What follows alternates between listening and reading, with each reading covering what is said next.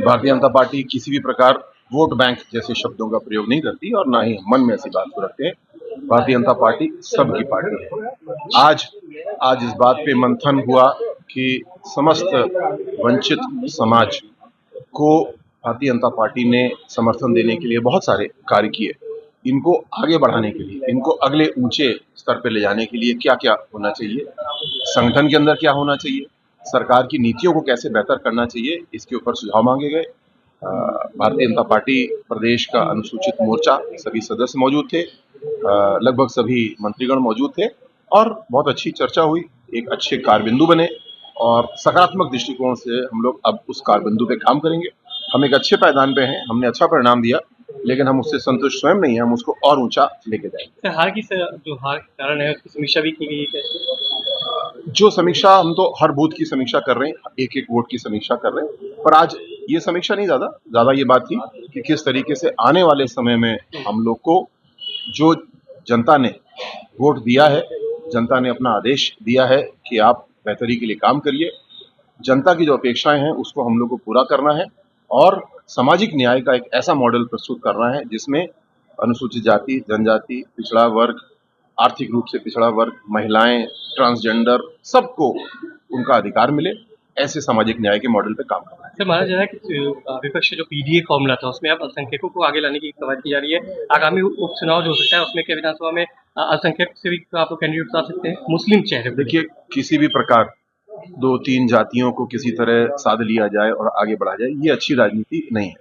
ऐसा बंटवारा करने वालों ने 1947 में देश का क्या हाल किया आपके सामने है।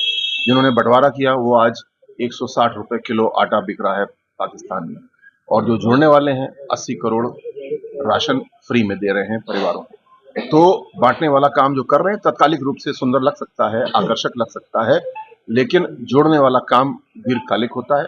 हम लोग जोड़ने वाला काम करते हैं, किसी एक दो समूह को साधने वाला काम हम लोग नहीं करते। दलितों को वोट सर कम मिला लोकसभा में, इंडी गठबंधन में ट्रांसफर हुआ, क्या कहेंगे, इस पर बातचीत हुई सर? सभी को साथ लेके चलने का काम हम लोग का है। हमारा नारा ही है सबका साथ और सबका विकास। कोई एक सभासद का चुनाव हो या सांसद का चुनाव हो, उससे कोई विशेष फर्क नहीं पड़ता।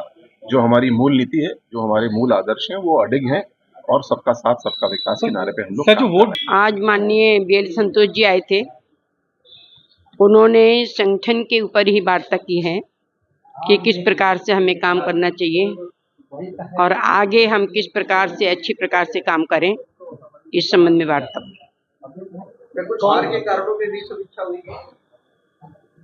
ये तो जब चुनाव होता है तो ऊपर नीचे ये सब चलता रहता है, इसके ऊपर कोई वार्ता नहीं हुई। आगामी चुनाव को लेकर, उपचुनाव चल रहा है, उसको लेकर भी क्या कोई मंथन हुआ?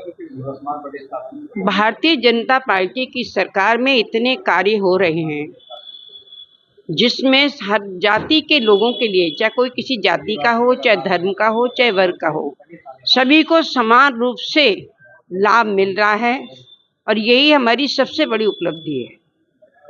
दलितों की नाराजगी नहीं, दलित नाराज कहाँ है?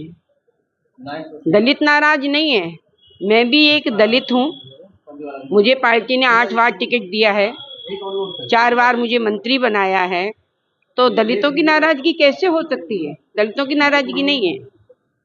हम जहाँ भी जाते हैं उसका प्रभाव पड़ता है, लोग प्रभावित होते हैं कि एक सामान्य परिवार की महिला के लिए 8 बार पार्टी टिकट दे रही है, बार बार मंत्री बना रही है, तो दलितों का यहाँ पर पूर्ण रूप से सम्मान किया जाता है, तो दलितों के नाराज होने का प्रश्न नहीं। तो इस बार दलितों के वोट क्यों नहीं मिले? कुछ इस पे भी चर्चा हुई, इतना राशन और इसके बाद भी नहीं मिले।